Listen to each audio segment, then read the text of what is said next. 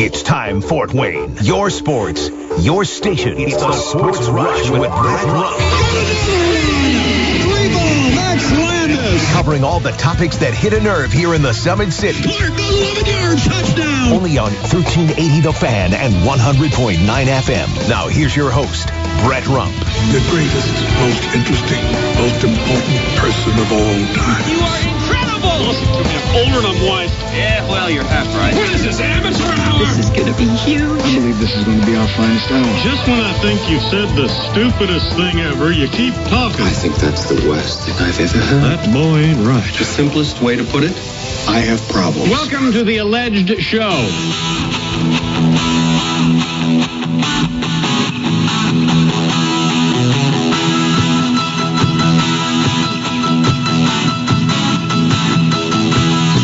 Let's go home. It's a Tuesday. It is the Sports Rush, your daily local sports fix, 4 to 6. I am Brett Rump along with Adam Mundy, and we've got you connected on the Parkview Sports Medicine text line, 260-447-8500. Big hour on the way. Tuesday Time Capsule Trivia coming your way in just minutes.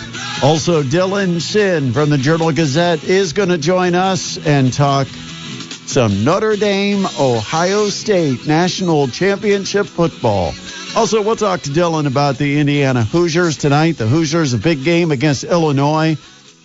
You know, it's got to be time for the Hoosiers to move on from Mike Woodson. Again, it's the same situation as what the Colts have faced with Chris Ballard, where he sticks true to his guns and the same results keep happening. And I feel it's almost the same with the Indiana Hoosiers, that Mike Woodson does not have this team ready to play each and every game. You see uninspired efforts. Some of those uninspired efforts have produced wins because they've been against inferior opponents. But then when they have one of their uninspired efforts against a good opponent, they get smacked. Right. I mean, just look at the game against Iowa on the road. It was absolutely awful. And it just seems like there's too many games where you don't know how the Hoosiers are going to play.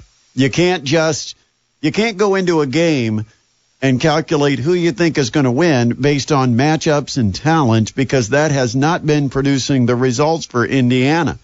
Now, they'll surprise you. They'll play maybe better than you expect. But overall, I think this team has been far below their potential for 2 or 3 years now under Mike Woodson. And you wonder, how far do you go where a head coach is not getting the greatest potential out of the group he's collected? And this is an example of talent versus chemistry, where roster construction is either based on 5 stars or roster construction is based on cohesiveness and finding the right mix of players and players that fit into your system and will complement the other guys on the roster. And I think you see the difference between Purdue and Indiana when it comes to that. To me, there's no question Indiana is as talented as any team in the Big Ten, but they sure didn't show it against Iowa. And it's sad when you've got talent, because that's something that's almost God-given, and you waste it by not giving the effort with it. And that's what we saw from the Hoosiers their last time out against Iowa. Right. I would echo that point, that it's talent versus chemistry, but it's also talent versus effort. And we have seen nights where the Hoosiers don't look like they're giving 100% effort, especially against teams that they know that they're definitely going to beat. It sometimes becomes even a close game in some of those because they're lackadaisical. Yeah, they've kind of gone on cruise control against some of the mid-majors, and yeah, they're good enough just by a talent perspective to win those games, even if they don't have to give maximum effort.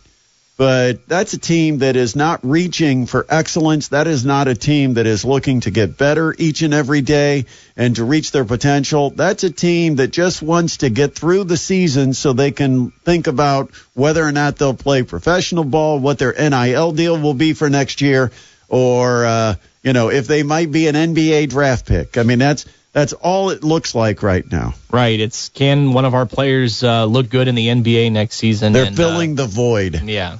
And it's sad. And And, Mike Woodson almost comes out and admits that that's what Indiana is, that it's a training ground for future professional basketball players. But what he's failing to do is put together a team that wins games to satisfy a fan base. If you're a Hoosiers fan, are you satisfied with seeing a lot of your players go on where they get an opportunity to play at the highest level in the NBA? Or do you want to see them, when they're wearing Indiana jerseys, play good basketball with maximum effort and win games? Because that's what Mike Woodson is not consistently doing.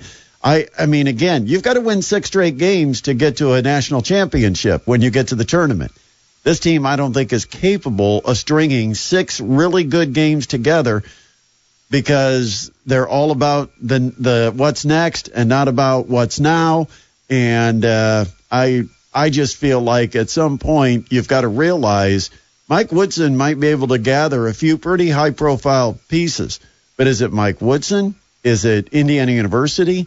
If you had, let's look at Dusty May, okay, because he's a name that came up as a possible replacement. He's not now because he's at Michigan. They've missed that chance.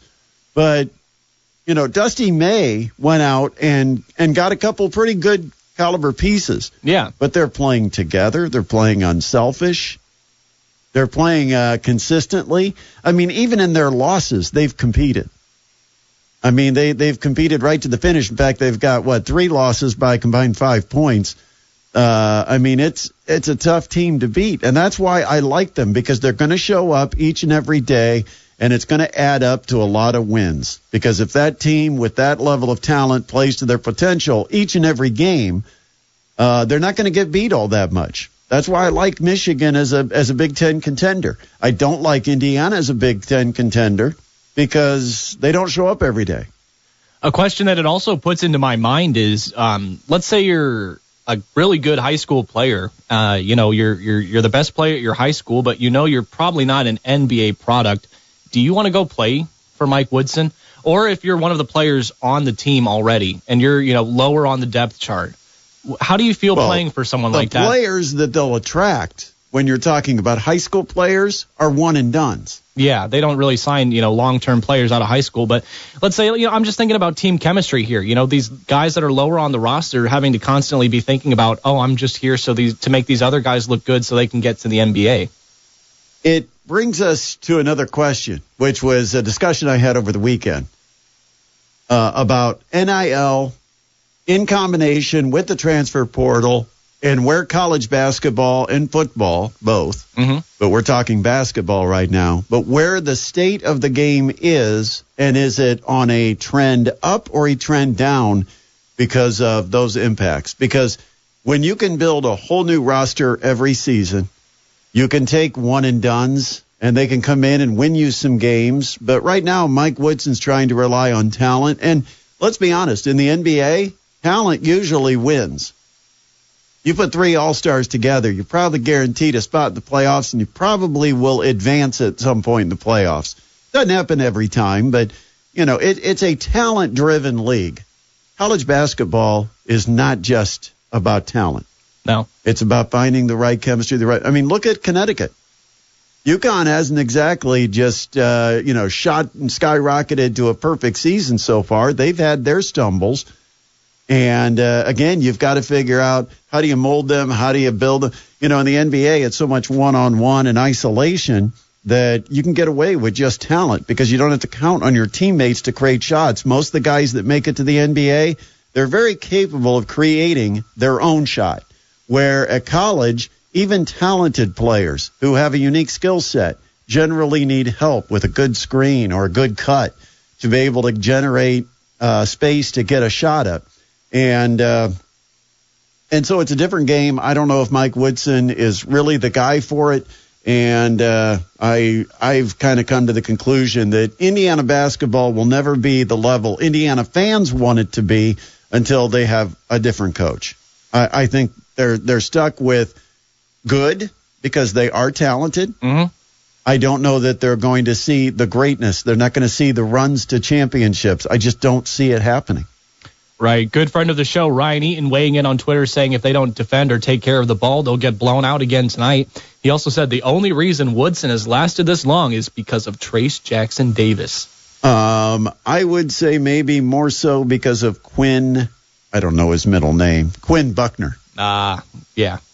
I think he's got the support of influential people, and they're going to give him every opportunity to prove he can win. And that's why he's still there.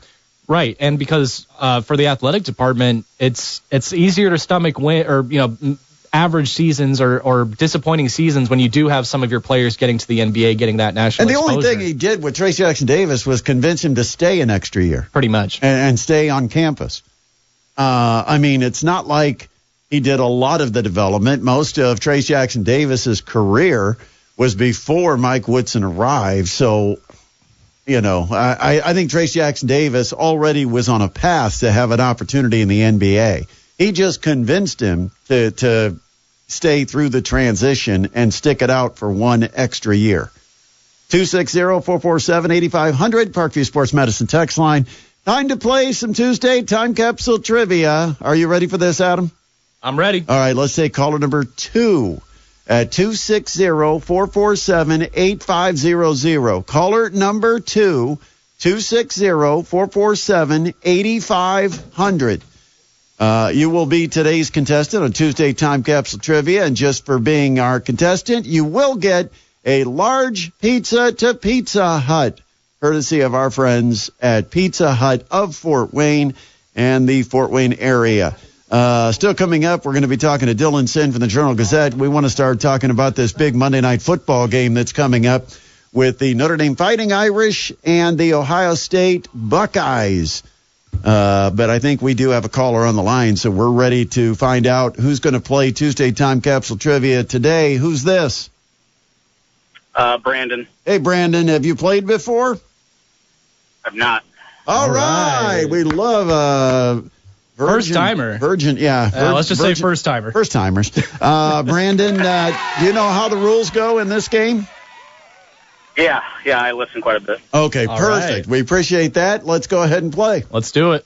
It's time for Tuesday Time Capsule Trivia on the Sports Rush. Do you know what my record is in this game when you made the choice to call in, Brandon? It's a pretty good record. Okay, good. That's exactly enough. what it is. That's enough. We don't need the exact numbers. I just wanted somebody to say I've got a really good record. You just wanted a compliment. That was just, pat my own back. All right, go ahead. All right, we're going to get into clue number 1 here. This year's men's parallel bars champion at the World Artistic Gymnastics Championships was Zhang Jingjin of China. Brandon, the first clue is an opportunity for you to play or pass. What would you like to do? I'll pass on that. Jing of China? Is that what? Zhang Jingjing. Jing.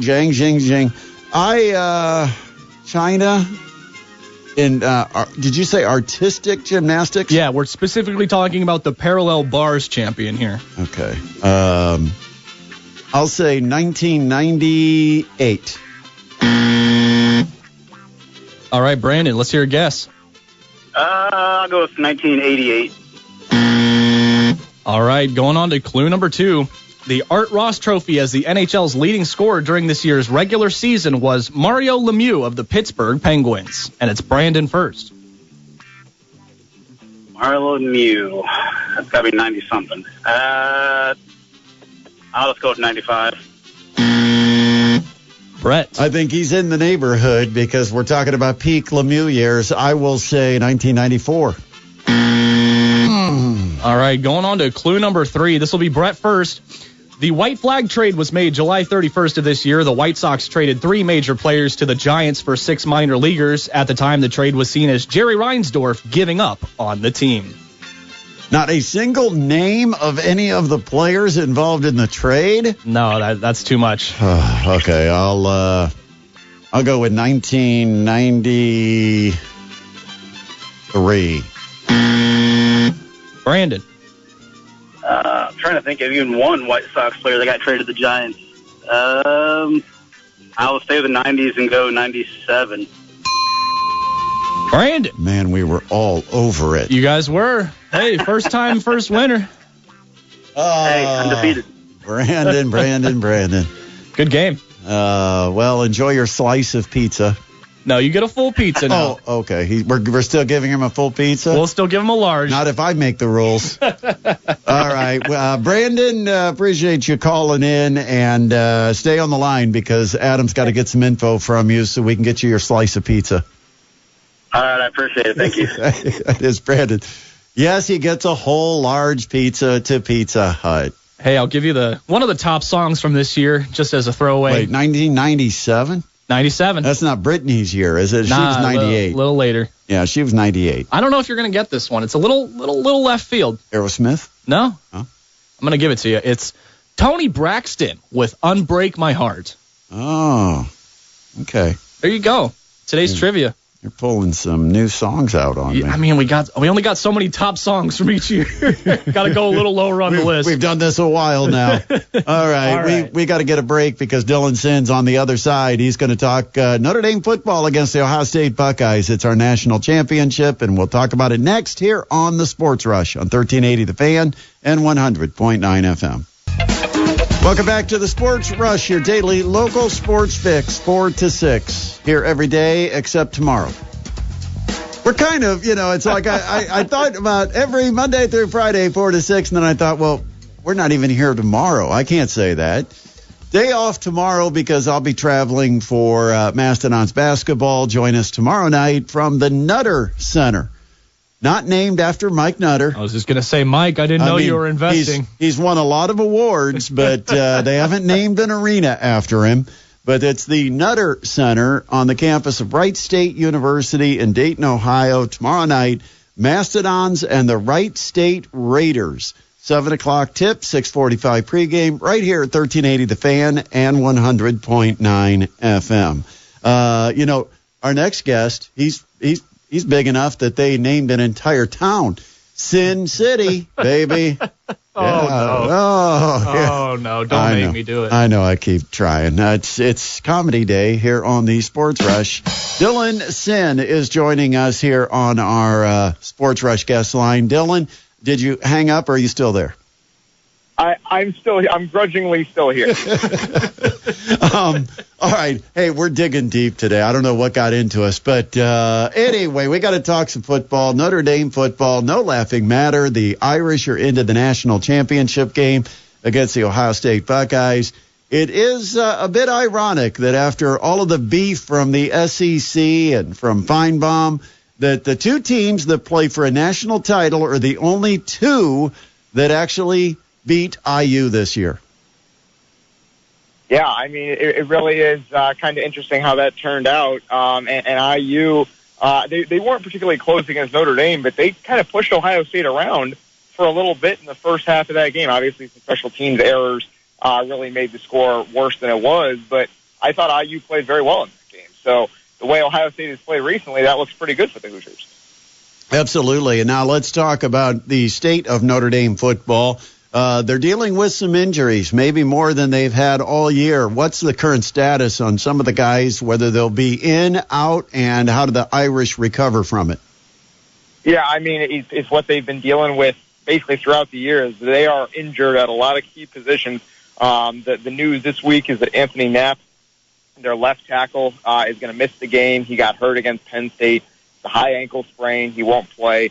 So that leaves, we don't know who at left tackle. It could be Tosh Baker, who played for him during the game against Penn State.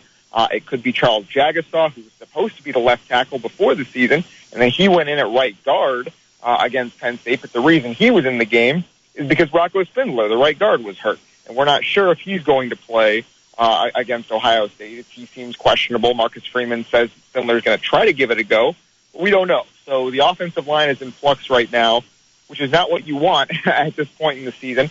Meanwhile, Bo Collins, the wide receiver, he's dealing with a calf strain, which is why he didn't play much against Penn State. So there's a lot going on for Notre Dame right now, and that's, of course, on top of the injuries to Benjamin Morrison and Riley Mills and those that have kept guys out the entire back half of the season here. So a lot going on. Notre Dame trying to get as healthy as possible.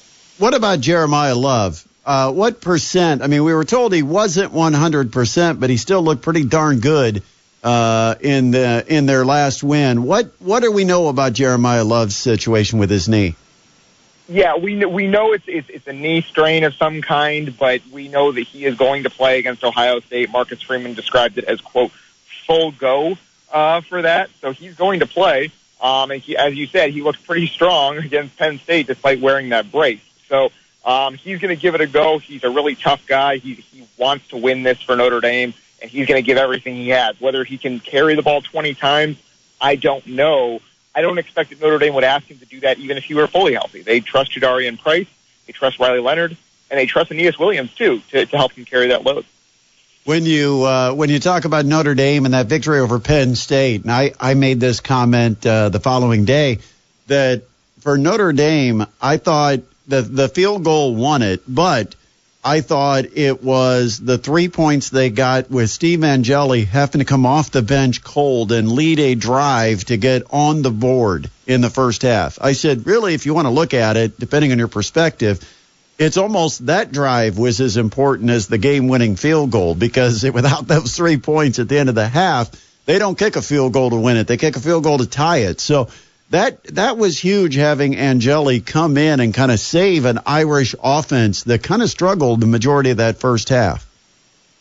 No, absolutely. Actually, I'm going to have just a little bit of a spoiler here. I'm going to have a story on that exact situation in the Journal Gazette tomorrow. So you can look for that, a little plug there. But, yeah, Angeli did a fantastic job, and he did it throwing the ball. I've been impressed with him throughout his career. When he throws the ball, it goes where he wants it to go. And I think that sounds very basic, but for a quarterback, that's really, really important. He's a very accurate passer. He knows the offense. I thought it was really impressive. One of the throws was about his third or fourth read. He's looking left, and then he goes back to the right for a 9-yard gain. He knows the offense. He's capable of stepping in. I expect him to have a chance at starting for the Irish next season. And, I was kind of curious about the performance of Riley Leonard. How would you grade it against Penn State? He threw the one bad interception in the second half, which he wanted back. The first one, I think, is just taking a shot. It's basically a bad punt. The second one is something you can't have. Beyond that, I thought he was as good as a passer as he's been all season. He made that throw to Aeneas Williams down the sideline early in the second half was one of the best he's made all year. I thought he was accurate for the most part. I thought he made good decisions, and then he was a bulldozer as a runner. Notre Dame was 11 of 17 on third down, and that's in large part because Leonard was just able to pick up some really tough yards against a good Penn State defense. He took some punishment, and he kept playing, and I thought he was the type of quarterback that Notre Dame needed in that game. He was very, very good, and another performance like that, and he's going to end up in the pantheon of Notre Dame quarterbacks. What do we know about Ohio State that could cause Notre Dame's defense problems? Well, it's everything, right? They are extraordinarily talented at basically every position. The offensive line is not quite as good as maybe the other positions, but Notre Dame's defensive front is banged up, so we'll see if Notre Dame can make some noise there. The guy you need to know is Jeremiah Smith, the wide receiver, true freshman, number one recruit in the country, and has played like it, especially in the college football playoff. He is absolutely fantastic. Notre Dame likes to run a lot of man-to-man. I don't think there's really a corner in the entire country that can guard Jeremiah Love man-to-man. I think you have to have a safety over the top kind of bracketing him to kind of get that done. So we'll see if Notre Dame goes against type and tries to slow him down. But he's been fantastic, and he's a guy who can score from anywhere on the field. So Notre Dame needs to watch out for him. A lot of people look at Ohio State and they say, well, you've got to make them one-dimensional, or you've got to, you can't let Henderson get loose and beat you in the running game. How do you stop both? What's the key to being able to take something away from? Because I don't know that you completely take away the passing game, but the run game you might be able to do something about. Yeah, I think it's basically your defensive line needs to hold up. And so Ohio State scored 28 points against Texas, but it only scored 21 on offense because obviously 7 were with the strip sack at the end. And after giving up a early touchdown, I thought Texas played very well on defense. They kind of showed Notre Dame the blueprint, which is keep everything in front of you, rush, get home with 4. I think that's a big part. Is you need to get pressure with 4 guys up front, and then play a lot of soft coverage and make Ohio State march its way down the field, and eventually they'll make a mistake and either go into third down or turn the ball. Will Howard has turned the ball over this season a little bit. So I do think that that's probably what Notre Dame is going to try to do. Their defensive line is going to have to be really good in this game, and it hurts that Mills is not playing. We've got to talk a little Indiana basketball with you tonight. The Hoosiers against Illinois, and if they don't have a better effort than what they had against Iowa, they might get beat by 40. What is it about Indiana, and it seems to be an issue specifically under Mike Woodson, that they just are inconsistent in effort? It's one thing you can control, and Indiana doesn't necessarily control it well. No, I think that that's fair to say, and it's interesting because against Iowa, I thought their effort was pretty good early in the game. They fell behind early, and it didn't look good, and then they came back, and I think they went on a 13-0 run or something like that. They were up midway through the first half. It was like, okay, good response. That's the kind of, you want to see a team take a punch and keep on coming, and I thought that was good. And then they just laid down the rest of the game, and it was really surprising to see, quite frankly, although not that surprising for this team, because it does seem like when things start to go badly, things really spiral on the Hoosiers. And it's something that we don't really know why that is, because there are veterans on this team. And we're past the midway point of the season now. We're past really the point where you can say, well, they don't know each other that well. They played 17 games together. It can't be that anymore. And you're right. They're going to need a better effort at Assembly Hall tonight against a very good Illinois team. Got a question about the injury to Malik Renew, because I felt like, and I didn't have a chance to see the Iowa game, so I can't speak specifically to that game, but I have felt like maybe Indiana had some addition by subtraction. Ballo seems to be a new player without the congestion of having Malik Renew out there. Is it a case of Indiana maybe potentially having a higher ceiling without Malik Renew, as crazy as that is to say? Yeah, I think it's important to say in this conversation that Malik Renew is a very good basketball player. We've talked about this, and I think that gets lost sometimes. Like, well, you might be better without him. Well, in theory, maybe, right? Because the lineup with one big has played very, very well so far, and it does create more spacing for Indiana's shooters, and that's a huge deal, and then that creates one-on-one matchups for Ballo. I do think that Indiana is going to need Malik Renew in order to reach its potential this season. He's too productive a player on offense. He's a great rebounder. He really gets after. I think that's the thing that gets lost with Malik Renew, is he brings consistent effort. I think of all the guys in the team, he is one of the most consistent in terms of playing really hard. So I think that is something that Indiana maybe missed against Iowa, which is it kind of laid bare how much they miss him, even if that one big lineup is better in certain situations. So it's kind of a give and take. Who's the best team in the Big Ten right now? I think it's Michigan State. Like, they look like a renewed unit under Tom Izzo, who seems to have kind of figured out how to build a team in the transfer portal era after kind of struggling for a few years. And they are extraordinarily athletic. They have a point guard running the show who really distributes it. And obviously it's really hard to beat them up there. I would not be surprised if they're standing at the end of the season. But then Purdue is playing fantastic basketball right now, too, with 5 wins in a row, all by 15 points or more. So it's going to be a really interesting race in this conference. Dylan, appreciate it as always. What's next for you? What do you got on your plate right now? Yeah, I mean, I'm in Bloomington right now. I'm getting ready to head into Assembly Hall to see the game, Illinois versus Indiana. And then I will be leaving Friday. I will be in Atlanta for Notre Dame, Ohio State, getting there a couple days early, and so we will have the Journal Gazette presence at the national championship game. Looking forward to it. Awesome. Great. We'll ask our texters to forward any suggestions of things that Dylan can do or dinner he can get while in the ATL on a JG budget. But Dylan, appreciate you, man. Enjoy Atlanta. Enjoy the game. And tonight we'll look forward to your coverage of Indiana, Illinois. Absolutely, Brett. Thanks for having me on, as always. That is Dylan Sinn joining us here on the Sports Rush, just flying him around the country. Yeah, I didn't know he was in Bloomington, but I should have assumed because he's always at one of these college games here in Indiana covering the team. Yeah, I kind of wondered. I didn't want to put him on the spot on tonight because I figured, well, I know at least he's going to be covering Notre Dame, Ohio State. I wasn't sure if he would go or when he would go, but he's going Friday.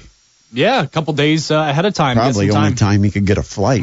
Maybe, man. I bet it's crazy down there. Yeah, I know Judge is heading down there. I don't know when the Judge is heading down there, but shout out to Judge. Judge will be following the Fighting Irish down to Atlanta.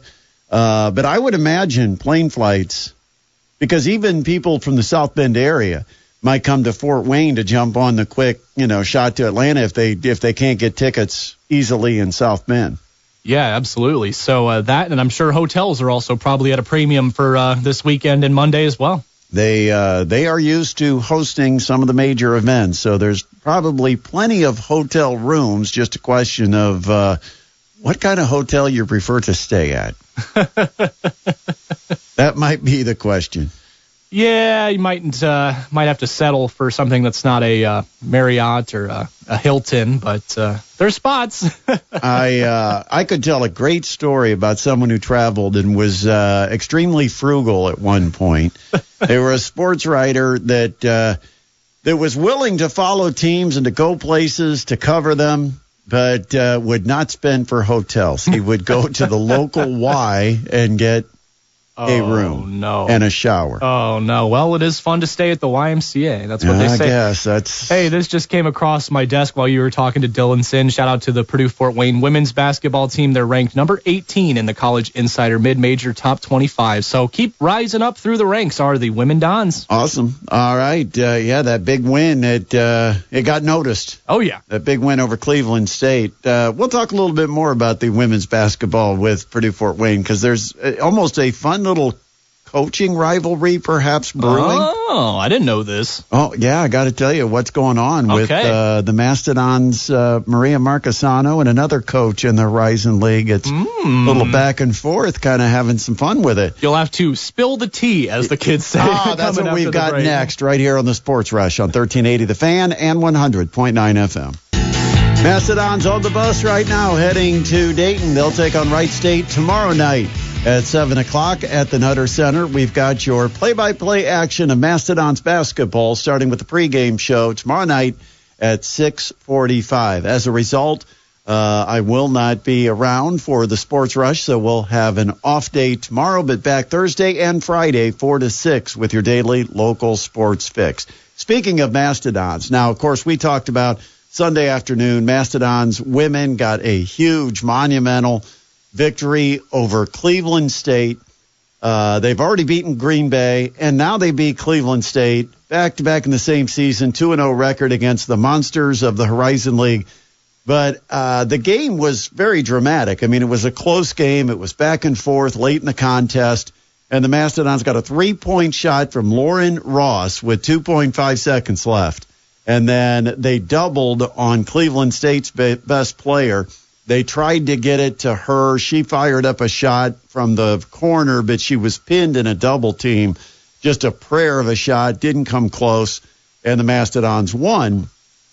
Now, after the game, of course, the Mastodons celebrated their victory, which was in some ways a victory worth celebrating, because not only the opponent and the circumstances surrounding your lack of success against that opponent, but the fact that you hit a huge shot in a close game, and so you're celebrating a win. Well, apparently that didn't go over real well with Cleveland State's coach, who after the game made a comment about not liking that another team comes in here and celebrates a win like they just won a national championship. I don't know if that's as far. I mean, and that's why I asked Maria Marchesano yesterday. I said, if a team came in to the Gates Center, now that you're the hunted and no longer the hunter, now that you've got the target on your back, now that you've got a national ranking in the mid-major poll, if a team came in and knocked you off and they were celebrating and jumping up and down and happy for their victory, would you be offended or would you be flattered? Because to me, it's the greatest sign of flattery and respect for your program that someone really celebrates when they have put forth the effort to beat you. And but he made a kind of a comment like he thought it was, I don't know, not good character or unsportsmanlike to do something like that. And so if you looked at Maria Marchesano's Twitter on Monday night or on Sunday night, she had the response, I believe, to that exact situation. And I'm trying to see if I can find it real quick, but she obviously, I think, heard what might have been said. She says, when you hit a go-ahead three with 2.5 seconds to go on the road and you win that game, all caps, you celebrate. That's just what you do! Exclamation point. It doesn't matter who the other team is. At that point, every team in America is going to celebrate. That's really all there is to it. Not trying to show up an opponent or anything like that. But, hey, fun little story worth following. Because Cleveland State's going to be in Fort Wayne coming up in the middle of February. Yeah, going back, I just think any team that hits a game-sealing three-point shot in the last seconds of a game, do you want them to just, trot off the court?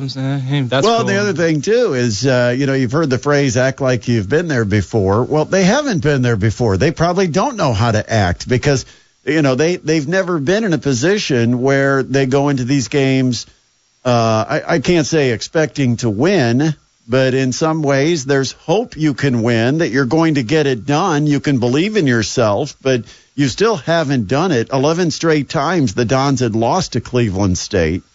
And so I thought it was, well, to be quite honest, a bit petty. I agree. I mean, you gotta be, if you're gonna talk about classy when people win, you have to be classy when you lose too.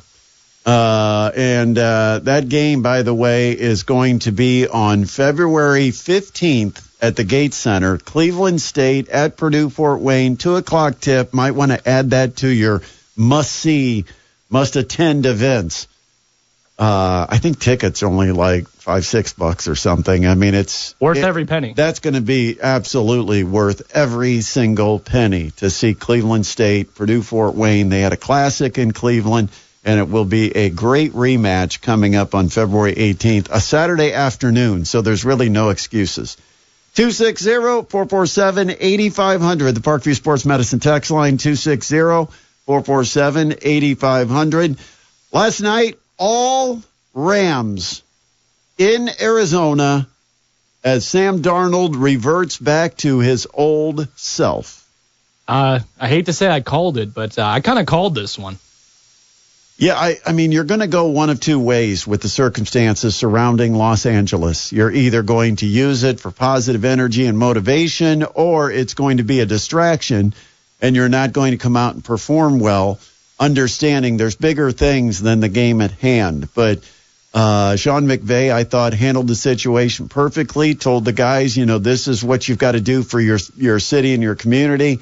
And they put on a show. Great defensive effort from the Rams, and not a good night for Sam Darnold. No, and now it's just leaving everybody asking, what do you do with him? I mean, yeah, what's the future now? Yeah, you had a pretty good regular season, a really good regular season, but I mean, you need a quarterback that's going to show up in the playoffs. Yeah, and I mean, it's like you can't have somebody that lets you down when the stakes are highest at the end of the season. They lost the game that could have given them a first-round bye in a home game, and then they come back and lose against a team that many would consider it to be a winnable game. The Vikings had a better one-loss record, but and then the other question is, how is J.J. McCarthy, and is he going to be able to be ready to go for next season? Or do you try to find someone else that might be a veteran that you can bring in? Tough decision coming in Minnesota. There's this Kirk Cousins guy out there. I don't know if the Vikings would have any interest. I don't think they have an interest in bringing back Kirk as their veteran to get McCarthy into form. I don't know. Probably like the boomerang. Throw him to Atlanta, let him fail, bring him back. That would go over well. Yeah, I don't think that's going to be the situation, but yeah, we'll see. Joe Flacco. We'll see what they they can get Flacco for a year.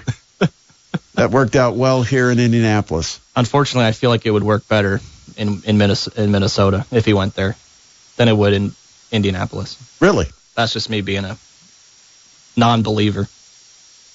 In what? Indianapolis? Yeah, I don't know why. I just feel like he would be better in Viking territory under their head coach. Not that I don't believe in Steichen. I just feel like Steichen wants to do crazy explosive stuff half the time, and Joe Flacco throws it 5-10 yards up the field every play. Well, and the thing is, he's still got the arm to be able to throw it vertically. Yeah. But you'd have a true number one receiver who's not only a vertical threat, but can, catch the 10-yard pass at Justin Jefferson. No one on the Colts can do that. Well, the Colts, it's different guys. True that. One guy's the vertical threat. One guy's the 8 to 10 yard route runner. Because I'm tall, but tall, big, easy to hit. Hopefully, good target. Yeah, you would think. Yeah, and I have to make the catches the tight end should make and don't make in Indianapolis. Because we don't have any good tight ends. No, because we don't have a tight end. We've got quantity because Chris Ballard loves those draft picks. We love our guys, man. We've got 4 tight ends on the roster. 2 of them end up hurt, so you got the 2 that can play, and nothing much in production from any of them. And then their free agency move will be bringing in a experienced veteran tight end to bring in for some competition. Yeah. All right, we'll take a break. We'll come back. It's a Sports Rush Tuesday edition on 1380 The Fan and 100.9 FM. You're listening to the Sports Rush with Brett Rump on 1380 The Fan and 100.9 FM. Listen live at 1380thefan.com. What kind of night we got tonight? Purdue Fort Wayne. Mastodon Coaches Show. Oh, that's right. I got to host that. I got to hurry up and get out of here, my man. Man, oh, man, I hope the chopper's warmed up. Oh, we sold that thing for budget purposes a long time ago. We've got the Mastodon's Coaches Show. I'm surprised they didn't just put me on the chopper with it. Send it with you. Yeah. We can get rid of 2 in 1. But they probably would have lowered the price if they included me in the deal. Mastodon's Coaches Show comes up next. Then right after, we've got Inside Indiana Basketball, 7 o'clock. And if you'd like to listen to Indiana basketball, well, we've got that on our sister station. It'll be Indiana versus Illinois. Pre-game starts in 5 minutes, and we've got tip-off coming up at 7 o'clock on WOWO 92.3 FM. 92.3 FM for Indiana basketball. No Sports Rush tomorrow. I'll be traveling to Dayton for the Mastodons and the Wright State Raiders. That game tips at 7. 6:45 will be our airtime tomorrow night here on The Fan. Big thanks to our guests, Dustin Dopirak and Dylan Sinn. Have a great Tuesday night. We're back Thursday with the Sports Rush on 1380 The Fan and 100.9 FM.